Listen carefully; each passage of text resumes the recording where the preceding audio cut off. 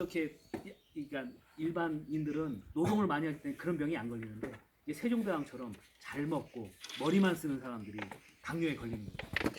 그래서 요즘 사람들이 잘 먹고 머리만 쓰고 움직이지 않고 운동 안 하고 스트레스 받고 이러니까 이제 이렇게 대사증후군이 생기는 거예요. 그러니까 이제 우리가 이제 뭐 먹잖아요. 그러면 이제 이런 뭐 먹으면 이게 모든 음식이 이제 포도당으로 변할 거 아니에요. 이 포도당이 너무 많이 들어가가지고 세포로 분열되지 않고 소모되지 않고 그냥 남아 있으면 이 포도당이 이 에너지가 간 표면에 이제 흡수가 돼요. 간 표면에 흡수가 막 되면 이제 지방간이 생기는 거예요. 근데 지방간이 계속 생기는데 그 지방간이 이제 지금 아직 그 내용은 안 들어갔어요.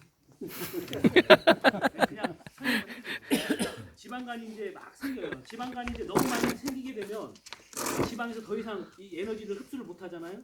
그러면 이게 이제 지방 세포를 증식시켜요. 이제 몸에 있는 지방 세포. 지방 세포는 우리가 이제 소화 때는 지방 세포 숫자가 늘어나요. 애들들이 밥 많이 먹고 막 이러면 뚱뚱해지면 지방 세포가 많이 늘어나요. 숫자가. 근데 이제 어느 시기가 되면 성인이 되면은 지방 세포는 늘어나지 않고 지방 세포가 커져요. 증식이 돼요. 그래서 이제 우리들이 이제 그 나이가 이제 이렇게 되면 지방 세포들이 막 증식이 시작해요. 그래서 안에 있는 내장 지방이 막 생기고 복부 지방이 막 생기는 거예요. 내장 지방. 이것도 이제 한계가 돼.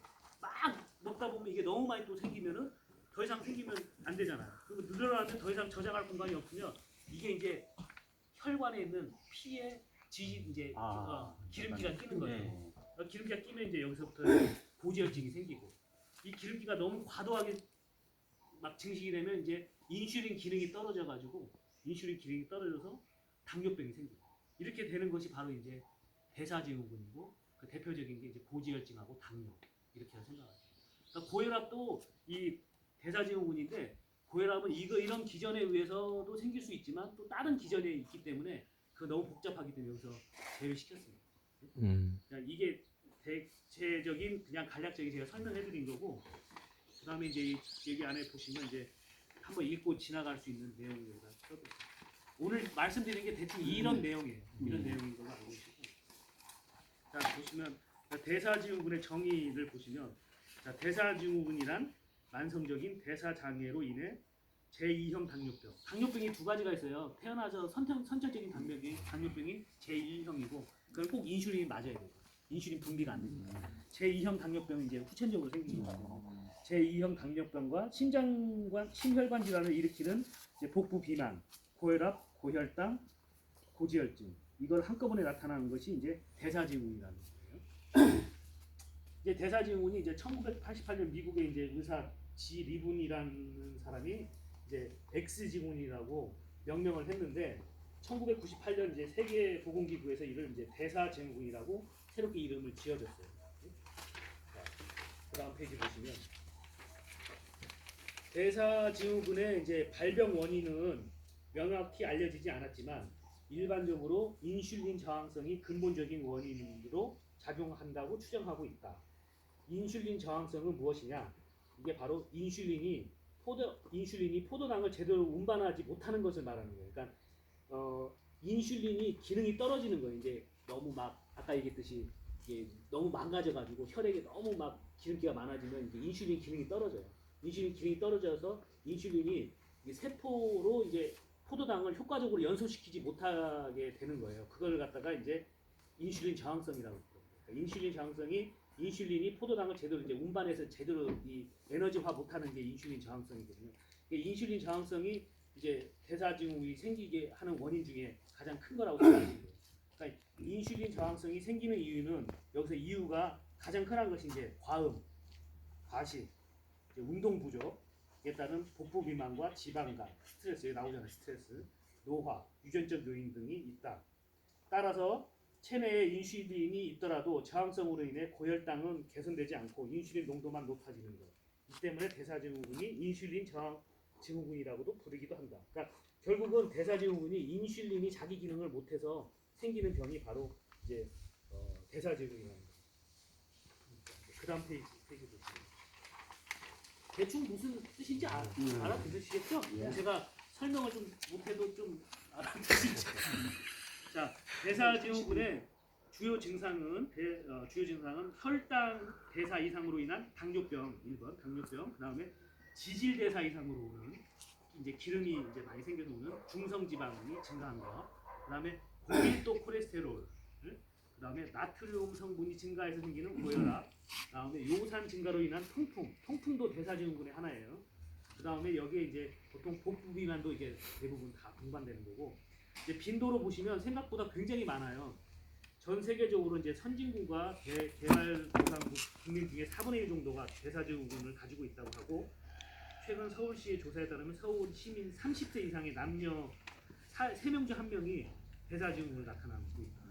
이게 굉장히 많더라고요. 그리고 비만 인구가 늘면서 이제 대사증후군 인구도 함께 늘어나고 있으며, 우리나라의 40대 50대 남성과 무리적 결과, 그다음에 폐경구 여성들에게 많이 나타납니다. 그다음에 대사증후군의 진단을 보시면 이제 자 밑에 보면 5가지가 있잖아요. 이 5가지 중에 3가지 이상이 되면 이게 대사증후군이라고 정의를 합니다. 그러니까 첫 번째 복부 비만. 남자 같은 경우에는 이제 서양 기준 102cm지만 이제 우리나라 같은 경우 90cm를 초과한, 이게 90cm가 한 36인치 그런 되는 것 같아요. 37이나 맞나? 2.54를 나누면 되는 거예요. 2.54나 나누면 되는 거예요. 그다음에 여자 같은 경우 이제 80cm, 고중성 지방, 그러니까 중성 지방의 이제 수치가 150 이상이 될 경우, 그다음에 HDL 콜레스테롤, HDL 콜레스테롤 아시죠? 이게 몸에 좋은 콜레스테롤인데 이것이 수치가 40이 안 될 경우, 아니면 50이 안 될 여자 같은 경우, 그다음에 고혈압 수축기 혈압이 130 이상일 경우, 또는 이완기 혈압이 85 이상일 경우, 공복 혈당이 126 이상일 경우. 여기에서는 좀 중요한 게 있어요. 여기에 이제 고혈압을 보시면 이게 수축기 혈압이 130 이상이면 고혈압이라고 그러고, 뭐 이완기가 85 이상이 고혈압이라고 하잖아. 이거는 좀 너무 타이트하게 이제 애들끼리 잡은 거예요.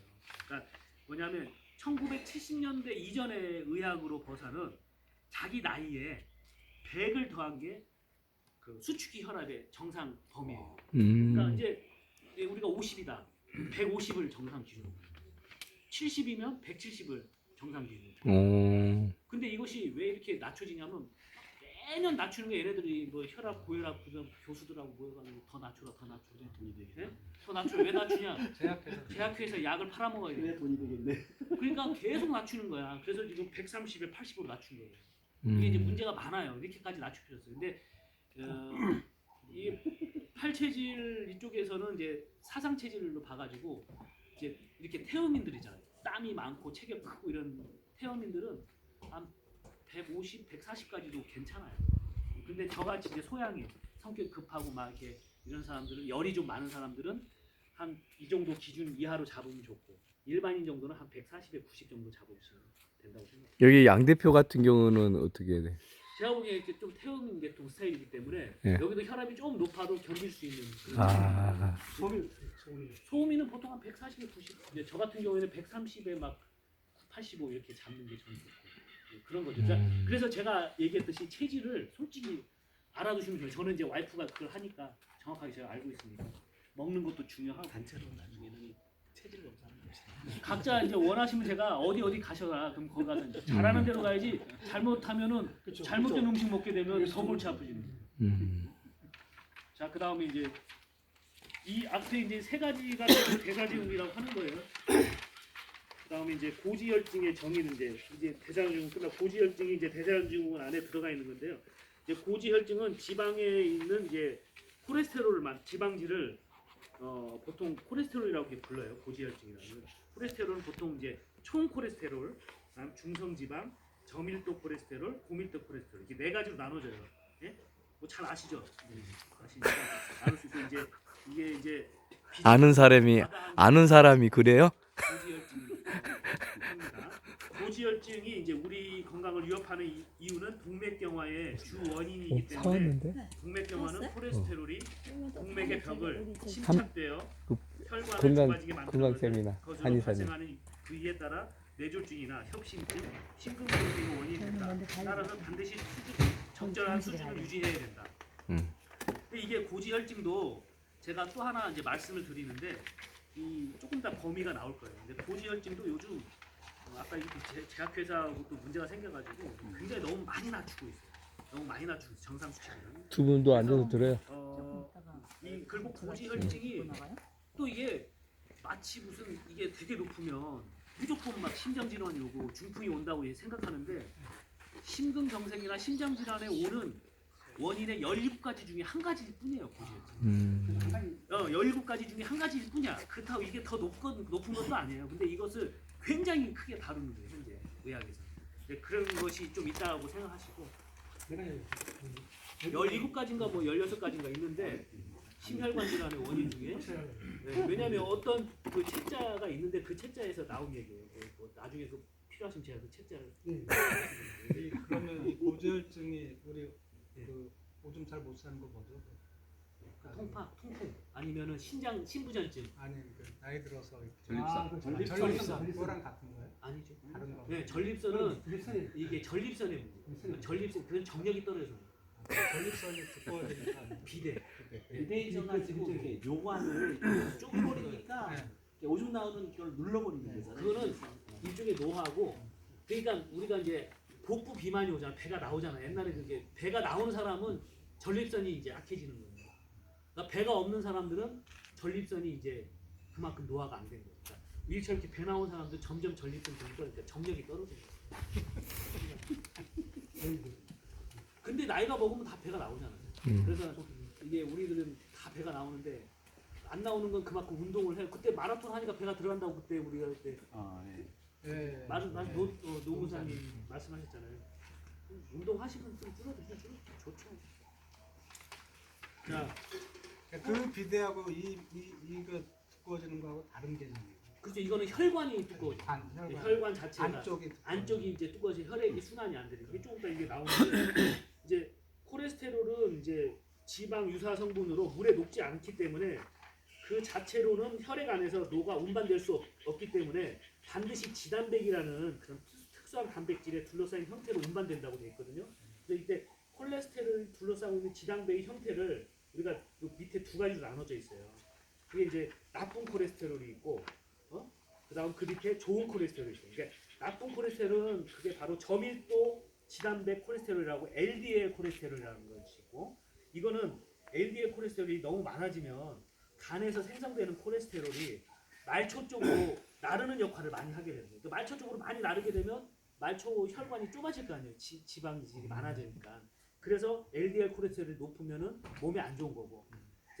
좋은 콜레스테롤, 그러니까 HDL 고밀도 지단백 콜레스테롤, 그러니까 HDL 콜레스테롤이 많아지면 말초에 있는 그런 조직들을 간으로 흡수를 시켜주는 운반시켜주는 해줘요. 그래서 간에서 흡수해가지고 그거를 분해시켜주는 역할을 하기 때문에 혈관박에 집착되어 있는 콜레스테롤 양이 줄어들겠죠.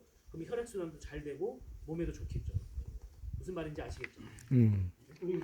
어떻게 하는데 아까 그것을 줄이고 그렇죠. 정보를 높이는 그렇죠. 그러니까 우리가 뭐 참치를 먹으면 HDL 콜레스테롤이 많아진다고 막 그렇게 해야 되니까 우리가 보통 먹는 음식 중에 요즘 그 스쿠알렉이라든가 오메가 3 이런 게 다 HDL 콜레스테롤이라고 생각하시면 그런 것들이 생선에서 주로 많이 나와요. 네, 등푸른에서. 그 다음에 이제 콜레스테롤 정상 수치는 얼마인가? 이건 이제 뭐 이건 한번 좀 보라고 한 건데 이제 총 콜레스테롤 수치가 높은 경우가 이제 240, 경계치가 200에서 239, 적정이 200. 그다음 중성 지방 여기는 다 돼 있죠. 이런 수치를 보시면 되고 여기 제가 그 뒤에 보면 HDL도 있고 LDL도 있어요. 근데 이게 제가 이제 설명해드리고 싶은 게 뭐냐면 이게 10년 전만 해도 총 콜레스테롤, 그러니까 토탈 콜레스테롤이 300까지가 정상이었어요. 네. 지금은 240이면 높다고 그런다고. 근데 이제 이걸 내가 또 오늘 책자를 보니까 전체 인구에 300 이상 되는 사람이 뭐 한 2%, 3%밖에 안 되는 거예요. 그러면 이게 콜레스테롤 약을 개발한 제약회사는 이거 전 세계 인구의 뭐 1, 2%밖에 처방을 못 하잖아요. 그러니까 근데 알고 보니까 200에서 300 사이는 전체 인구의 한 9%에서 12% 정도 되는 거예요. 그러니까 수치를 200으로 낮춥니다. 그러면 200에서 300 있는 사람이 10% 정도 되니까 그 사람들 먹여야 되지 않겠나. 그래가지고 교수들하고 짜가지고 우리가 이걸 내가 뒤에 보면 나와요. 리얼한데. 이거 제약회사 이거 영상 들어가면 안 되겠는데? 이건 그냥 제가 여담으로 얘기하는 거예요. 아, 여담. 근데 이게 굉장히 중요한 게 지금 서양에서도 이런 거에 대해서 굉장히 지금 문제를 삼고 있어요. 아, 왜냐하면 이제 수치를 낮출수록 제약회사는 약을 팔아먹고 음. 의사는 환자한테 약을 계속 처방을 해주고 이런 고리가 생기는 거예요. 그렇죠. 시장이 커지는 거예요. 네. 그럼 이미 이 약을 먹은 사람들은 그 약을 안 먹었을 때에 대한 그 역반응이 분명히 나타나요. 불안감이 있으니까 안 먹을 수 그래서 한번 먹기 시작하면 솔직히 응. 당신 콜레스테롤 정상 수치 200인데 240이야 먹어 그러면은 누가 안 먹겠어요? 누가 감히 안 먹겠어? 먹어요. 근데 우리는 저는 안 먹지만은 모르는 사람 이거 먹은 사람 왜냐하면 되게 위험하다고 생각하는데 근데 이게 아까 얘기했잖아요. 이게 이제 고지혈증이 심장 질환을 일으키는 17가지 원인 중에 한 가지라는 거를 얘기한다는 거죠. 근데 너무 이제 제가 너무 그런 식으로 얘기하면 좀 그렇지만 실질적으로 그런 게 있다는 거예요. 아, 예. 이런 얘기가 중요한 거죠. 재밌잖아 이런 얘기. 인터넷에 네. 나오는 얘기 이런 얘기가 또 기분이 나고 예. 이제 그 고지혈증의 치료. 그래서 우리 여기서는 제가 얘기하는 게 고지혈증을 치료하고자 하면 이 뒤에 세 가지 방법이 있는데 첫 번째 이제 식이요법, 두 번째 이제 운동요법, 세 번째 약물요법이 있어요. 그러니까 식이요법은 우리가 정말 자기한테 맞는 음식과 적절하게 이제 음식을 조금 먹어라. 너무 많이 먹지 마. 그러면은 자연스럽게 고지혈증이 없어진다는 거예요. 거기에다 이제 두 번째 운동요법까지 같이 하면은 건강해진다. 여기서 운동요법 보면 운동은 중요한 거예요. 고지혈증을 낮추거나 낮추기 힘들고 식이요법이 주가 돼야지 효과가 있다는 거예요. 운동요법 아무리 운동해도 많이 먹으면 효과가 없다는 거예요. 그래서 적절한 식이요법 하고 거기에다 운동까지 하면 몸이 건강해진다. 세 번째는 이제 너무 수치가 높은 사람들은 약물요법을 써야겠죠. 이제 약물요법은 수치를 낮추는 데는 효과적이나 부작용이 어느 정도 있다. 이렇게 생각합니다. 이제 고지혈증의 이제 대표적인 약물이 이제 스타틴 계열의 약물이에요. 그래서 이런 스타틴 계열의 약물들을 먹게 되면 이 고령의 여기 보시면 최근 고령의 이상 지질 혈증 환자에게 스타틴 제제의 효과가 미비하고 오히려 스타틴 제제를 복용하지 않는 그룹보다 사망률이 더 높다는 연구 결과가 나왔다. 이런 얘기가 있고 그 다음에 스타틴은 근육통, 간 기능 저하, 간 기능 떨어뜨리고 손발 저림, 기형적 감퇴 이런 얘기도 있어요. 이게 이 고지혈증 약을 많이 먹으면 치매가 더 온다는 얘기도 있어요. 이런 연구 결과는 있어요. 그리고 그런 부작용이 있다. 그래서 이상지질 환자 중 15%가 이런 부작용을 경험하는 것으로 알려져 있다. 가장 흔한 부작용은 근육통이고 스타틴 제제를 복용하는 사람의 일부분은 운동을 하지 않는데도 그냥 근육통이 생긴다. 그리고 이제 적게는 1만 명 중 1명꼴로 근육이 저절로 분해하는 횡문 근육 패증이 나타나기도 한다. 이 근육통으로 시작하면서 전신이 무력해지고 오줌색이 검게 변하는 과정을 거쳐 사망할 수도 있는 질환이다.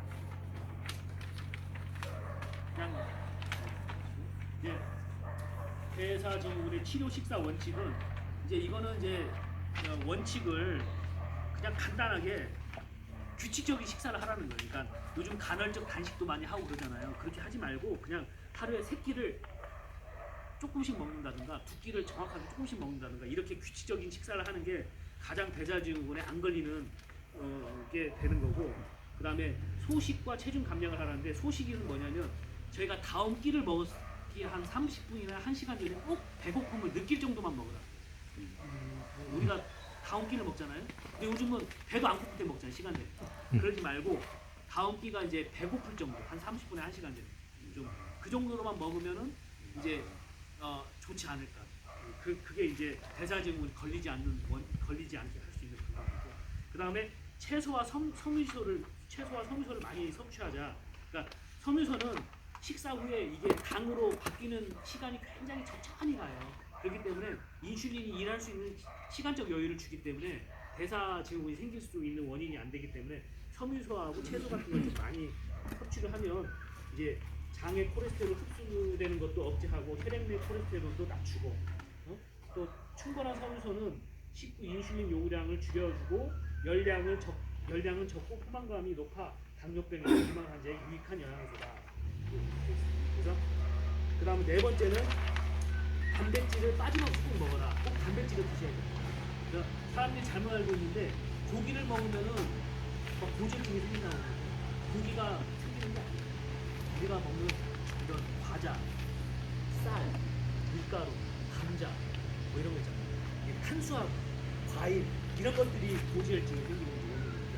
대사증이 생기는 과일도 다 설탕 때문에. 과일도 달잖아요. 과일 많이 먹는다고 건강해지는 거는 옛날 얘기예요. 과일 깨끗만 먹어야 돼. 많이 먹어요. 너무 많이 먹으면 그러니까 그게 아니라 그게 아니죠. 과일을 먹는 게 아니라 이제 보통 오이라든가 뭐 이런 거 많이 먹어요. 과일 단 거 먹으면 살을 먹잖아요. 방울토마토는 괜찮지 달지 않아요. 수박은요? 수박 수박도 달죠. 과일이고. 과일 달잖아요. 단 거 먹으면 무조건 안 돼. 그래서 딸기 뭐 딸기도 많이 먹으면 안 좋죠. 과일 많이 먹으면 안 돼. 단 거라 무조건 단 거는 안 좋아요. 아. 단 거. 지금 요즘 수박 잘못 사면 단 수박보다 그 단맛 하나도 없는 수박 있잖아. 그게 좋겠네. 그런 거 먹으면 안 먹는 게 아니에요. 당도가 떨어지는 거. 맞아요.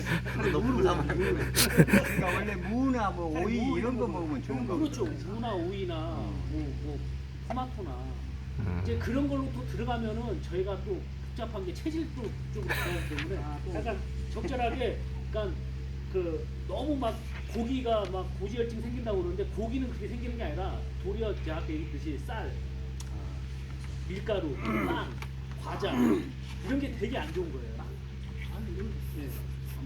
예, 이런 게 안 좋은 거예요. 다 먹었어. 이게 그러니까 이거 하도 양파하고 안 많이 먹으니까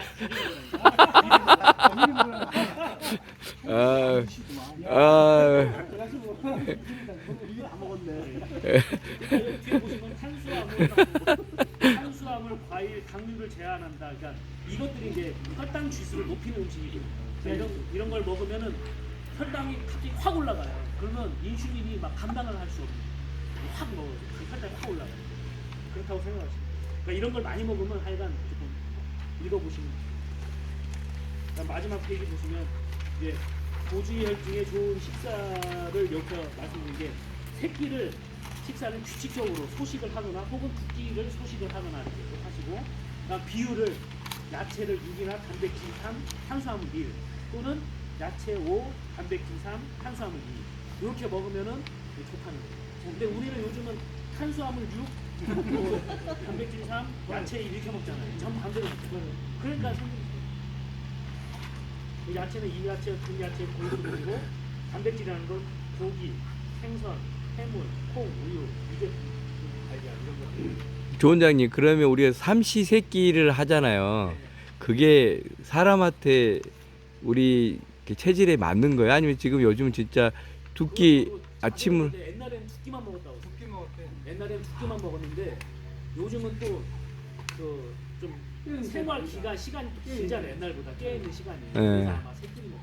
아 그러면은 아침하고 두 끼면 언제 먹어야 되는 거야? 아침 저녁 때문에. 아 그게 점심이 점점자에 마음 심자. 그 마음에 점 하나 찍듯이 그렇게 쬐끔만 먹는 게 점심이야.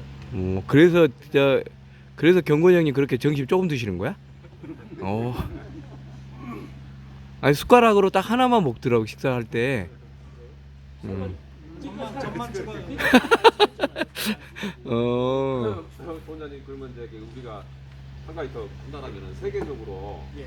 국가나 어떤 그 또 이제 서양이나 동양이나 어떤 그 보면 이제 유럽 스타일의 어떤 식생활 문화하고 그다음에 이게 다 다르지 않습니까? 거기다 또 어떤 건강 특징이 달라지고 고지혈증이 많고. 그렇죠. 그러니까 지금 미국 같은 경우에는 지금 골치 아프잖아요. 비만이 굉장히 큰 문제잖아요. 지금 이제 동양도 비만 환자가 점점 많이 늘어나는데 미국이나 이런 유럽 쪽은 지금 비만과의 전쟁이 너무 많이 나요. 얘네들이 굉장히 심각해요. 나도 미국에 가봤지만은 진짜 엉덩이도 다 이만해요. 진짜 커요. 그러니까 너무 많이 먹으니까. 걔네들 탄수화물 탄산수 엄청 많이 먹어요. 탄산수. 햄버거, 콜라, 사이다 이런 거 걔네들은 엄청나게 먹어요. 우리보다 상상 초월 동안 많이 먹어요. 그러니까 걔네들 너무 많이 먹기 때문에 걔네들이 이제 이런 병에 이제 너무 많이 이제 노출돼 있어요. 제가 이탈리아 갔었는데 이탈리아는 의외로 날씨가 좀 많고요. 거기는 모르겠어요. 이제 습관이 어떻게 되죠? 습관이 오늘 딱 이 페퍼를 먹는 것 같더라고요. 그러니까 그 스파게티랑 파스타 조금 먹고 야채를 그다음에 많이 야채 먹고 스테이크 조금 먹고 이런 그러니까 식으로 의외로 이게 동양인들이 옛날부터 이제 쌀 이런 농사를 많이 하기 때문에 우리가 옛날부터 많이 먹잖아. 좀 그래서 위험해. 이게 되게 해물도 많이 먹어. 그런가 그러니까 뭐 미나 미녀들이 많더라고요. 반도 국가니까. 근데 하여간 요즘은 너무 많이 먹어서 병이 생긴다고 생각했지. 지금 옛날엔 못 먹어서 옛날에 그래서 제가 이제 여담인데 잘 먹어서 제가 한 10년, 20년 선배들은 한의원에 환자가 오잖아요. 그때 한약을 그냥 굉장히 고약 간단하게 이렇게 십전대부탕이나 보증이탕 그때 사람 다 모를 때 요즘 다 알잖아요. 십전대부탕이나 이런 것들은 그런 거 가미를 해서 좀 써주면 효과가 굉장히 좋았대요. 녹용 같은 거 쓰면. 옛날에 왜냐면 못 먹어서 이제 막 노동 많이 하고 쓰니까 요즘 그렇게 쓰면 한의원 와서 환자들이 다 이렇게 무슨 약 이렇게 쓰 약이 무슨 맛으로 맛만 좋지 효과는 하나도 없어. 요즘은 왜 너무 많이 먹으니까 약을 주로 이제 깨내는 약을 써. 밑으로 배설시키고 또는 뭐 이제 단맛 좀 떨어지게 하거나 아니면 이렇게 간을 좀 회복해주는 약을 쓰거나 신장을 좀 치료해주는 약을 쓰거나 이렇게 주로 그런 약을 좀 많이 이제 쓰는 한의원 추세가지고. 저는 보니까 요즘 환자들이 제일 문제가 간하고 이 여담에 이제 일어나고 있는 간, 쓸개, 대장이 가장 큰 문제인데 왜냐면 이제 많이 먹고 안 맞는 음식을 먹고 그다음에 과식하고 스트레스 받고 또 솔직히 약을 너무 많이 써. 약을 너무 많이 그러니까 한약이 됐건 건강 보조식이 됐건 양약이 됐건 약을 너무 많이 먹어. 지금 다 약 하나씩 드시죠. 약만 먹어도 배부른 거 약을 다 먹고 있어요 양약을. 근데 이 양약이 장시간 먹잖아요. 이게 간, 쓸개, 대장을 망가뜨려. 그래서 제가 요즘 환자들을 네? 영양제는 좀 들어가죠. 근데 막 이렇게 뭐 혈압약, 당뇨약, 고지혈증약 뭐 이런 거 기본 3 세트잖아요 이게. 네, 이 세트인데 이 세트가 오메가3는 괜찮아요. 그 건강 보조식품 이제 그런 약들을 세트로 많이 먹어요. 요즘들은 다 그냥 세트로 먹기 때문에 그걸 장시간 먹으면 결국 간에 영향을 미쳐요. 그래서 뭐 소화기계통에 문제가 많이 오고 그래요. 그러니까 저는 환자 중에 한 60%에서 70%는 다 소화기계통하고 간에 대한 약을 쓰는 것 같아요. 아니 그 약을 아니면 약을 흡수를 못 시켜줘요. 워낙에 막 많이 먹죠. 안 맞는 거 많이 먹고 그런 거. 이제 그 직장 동료가 보면 오늘도 먹던데 이제 식사 전에 뭐 한약인가 보는데 이제 다이어트 약인가 보고 그런 걸 좀 먹고 하더라고 최근에. 그런 게 좀 뭐 문제가 있지 않나요? 그런 거 뭐 먹고 하는 게 식욕을 감퇴시키는 거잖아요. 갑자기 몸이 불어가지고 네. 그러니까 드시더라고요. 약에 의존하는 거죠. 근데 몸에 좋진 않아요. 그런 제가 부작용 같은 건 없나요? 그러면? 부작용이 많아요. 네. 그러니까 최근에 막 드시더라고요. 다이어트 약은 예.